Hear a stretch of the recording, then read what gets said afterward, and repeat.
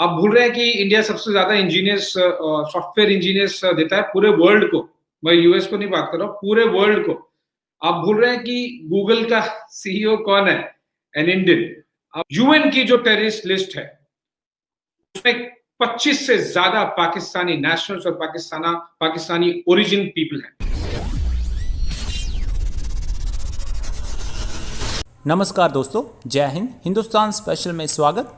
कमर चीमा की हो गई बोलती बंद। जी हाँ, आशीष सिंह ने कमर चीमा को ऐसा जवाब दिया कि कमर चीमा मुंह देखता रह गया।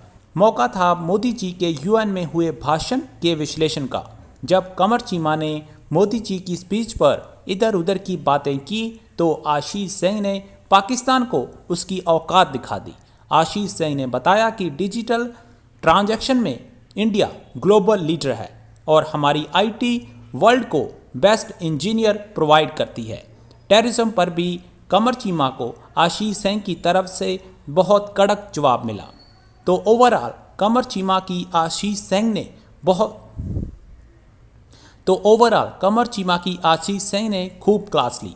आज की वीडियो बहुत मज़ेदार है दोस्तों। आशीष सिंह ने और क्या कहा, so guys let's start this very interesting video. Thank you. मेरा जो पहला सवाल है वो प्राइम मिनिस्टर, मैंने मोदी साहब की स्पीच पढ़ी और रिटन स्पीच मैंने पढ़ी है, तो उसमें उन्होंने कहा जी हम तो लीडर हैं डिजिटल ट्रांजैक्शन में। तो आपने ये फैसला कर लिया है कि पाकिस्तान के साथ फाइनेंशियली इंगेज नहीं होना, बात खत्म हो गई। क्या अब आपने ये भी फैसला कर लिया है कि चीन के साथ फाइनेंशियली इंगेज नहीं होना? क्या ये फैसला है कंप्लीटली मुल्क के अंदर, या कि थोड़ी बहुत गुंजाइश रह गई है? नहीं, गुंजाइश थोड़ी बहुत काफी रह गई है। और आपने जो कहा कि चाइना इंजन है वर्ल्ड की इकोनॉमी का, वो शायद वहां पर एप्लीकेबल होगा इस्लामाबाद में, वो न्यू दिल्ली में एप्लीकेबल नहीं है। तो those people must know the Indian society. जैसे मैंने आपको एग्जांपल दिया, हमें नहीं फर्क पड़ता। यहाँ पे हमने कॉन्फ्लिक्ट्स और वॉर्स देखे हैं। अभी मैं आपको बता रहा हूँ, चाइना के खिलाफ में लद्दाखी जो हैं वो अपने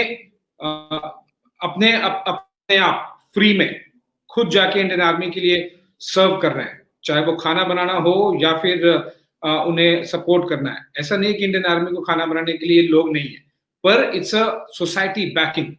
when an army never goes to war, a country goes to war. ये फीलिंग इंडिया में है, thanks to lot of India Pakistan wars. तो वो सोसाइटी में इंग्रेज्ड है। आपको लग रहा है कि ऐसे डिसीजन ओवरनाइट लिए गए हैं? इन सब चीजों के बारे में सोचा नहीं गया है कि हमारे बैंकिंग सिस्टम पे अटैक होगा, साइबर अटैक होगा? ये सब चीजें सोची गई है। आप भूल रहे हैं कि यूएस की जो सिलिकॉन वैली है 75% इंडियंस चला रहे हैं। आप भूल रहे हैं कि इंडिया सबसे ज्यादा इंजीनियर्स, सॉफ्टवेयर इंजीनियर्स देता है पूरे वर्ल्ड को। मैं यूएस को नहीं बात कर रहा हूँ, पूरे वर्ल्ड को। आप भूल रहे हैं कि गूगल का सीईओ कौन है? An Indian. आप भूल रहे हैं कि जो बड़े cyber and space capacity is there. और मैं आपको बता दूं, मैं I personally visited Chinese Guangzhou province 2018 में, जहां पे वो बिग डेटा सेंटर है, जहां पे वो सारे डेटा स्टोर करते हैं। वो हम्बग है। सो इतना लग रहा है कि चाइना हो जाएगा, तो उससे ये सब कैलकुलेशंस कर लिए गए हैं। उसके बाद में ही वो ऐप बैन किया गया है। वो इस तरह के कैलकुलेशंस ऐसे नहीं किए जाते कि हम पाकिस्तान में ये सोच रहे हैं कि इंडिया बड़ा बढ़ चढ़ के अपने आप को प्रेजेंट कर रहा है। तो आप समझते हैं कि क्या इंडिया को वाकई यूएन सिक्योरिटी काउंसिल का मेंबर होना चाहिए? क्या आप समझते हैं कि इंडिया एक पोटेंशियल पावर है या एक मिड साइज पावर है कि इंडिया को यूएन का जो है वो सिक्योरिटी काउंसिल का मेंबर होना चाहिए?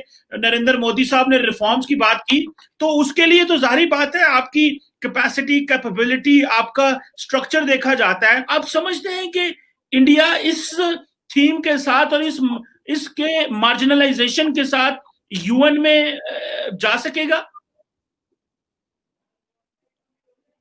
नहीं जा सकेगा क्या? दरवाजा ठोक कर और सीना ठोक कर इंडिया ने 2 दिन पहले प्राइम मिनिस्टर मोदी ने इस बात का ऐलान किया।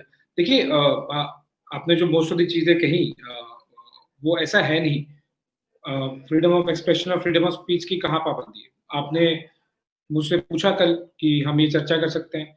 मुझे किसी से पूछने की जरूरत नहीं पड़ी। कोई सरकार हो, कोई सोसाइटी हो, कोई सो कॉल्ड एनजीओ हो, मुझे किसी से पूछने की जरूरत नहीं पड़ी। मैं आपसे बात कर रहा हूँ, चर्चा कर रहा हूँ। और भी किसी, आप देखिए इंडिया में क्या माइनॉरिटीज की पॉपुलेशन, मुझे एक साल बता दीजिए जहां पे कम हुई है इंडिपेंडेंस के बाद। वो हुई है पाकिस्तान में कम, इंडिया में कम नहीं हुई है। लेकिन मैं उस पर आप क्योंकि क्वेश्चन पूछ रहे हैं कि इंडिया की कैंडिडेचर कितनी स्ट्रांग है, इंडिया की कैंडिडेचर इसलिए स्ट्रांग है, 130 करोड़ लोग हैं, इट्स ह्यूज। अगर आप ज्योग्राफी और पॉपुलेशन जिस अर्थ पे जो लोग रह रहे हैं उसके अगर आप डिवीजन देखें तो एवरी 6th और 7th person alive on this planet is an Indian. So India की आवाज क्यों नहीं होनी चाहिए। दूसरा, India is the world's fastest growing major economy in the world. Covid वाली चीजें फैक्टर छोड़ दीजिए, वो तो obviously it has affected the world economy, but India has consistently been the world's fastest major growing economy in the world. आप मोदी जी की speech में जो उन्होंने कहा था, यूएन की स्पीच में, आपने देखिए टोन और टेम्पो बहुत ज्यादा चेंज हो गया है। इससे पहले इंडिया और इंडियन गवर्नमेंट्स ने वी डिजर्व इट, इस एंगल से, इस टोन और टेम्पो से, वो टेम्पो अब इतना ज्यादा अप हुआ है, इतना ज्यादा कॉन्फिडेंस आया है, when will we get it, ये वो टेम्पो था, ये वो एस्पेक्ट था उनके स्पीच में। सो ये बहुत अग्रेसिवली जा रहा है। 4 मेंबर्स ने परमानेंट मेंबर्स जो है यूनाइटेड नेशन सिक्योरिटी काउंसिल के, they have openly supported and demanded that yes, United Nations Security Council must be reformed, must be enlarged, and it's not only for India, it's for Japan and for Brazil as well. So आप और मैं क्या believe कर रहे हैं ये छोड़ दीजिए, वहां तो पूरा का पूरा यूनाइटेड नेशन सिक्योरिटी काउंसिल भी बोल रहा है कि हाँ इंडिया को करना चाहिए। दैट इज वाई वो जो टोन और टेम्पो में प्राइम मिनिस्टर के चेंज आया है, जो हमारे अर्लियर प्राइम मिनिस्टर्स थे as compare to prime minister Modi, is we deserve it से नहीं, वो टेम्पो चेंज हो गया है, when will we get it. आप सभी के सभी तो तैयार है, आप वोटिंग भी करा लेंगे तो 5 में से 4 बोल रहे हैं हाँ इंडिया को आना चाहिए। अब बताइए, आपको लग रहा है कि US doesn't know India is carrying value, UK doesn't know, France doesn't know, आपको लग रहा है वो भी तो वो कह रहे हैं कि नहीं करना चाहिए, इंडिया को परमानेंट मेंबर बनाना चाहिए।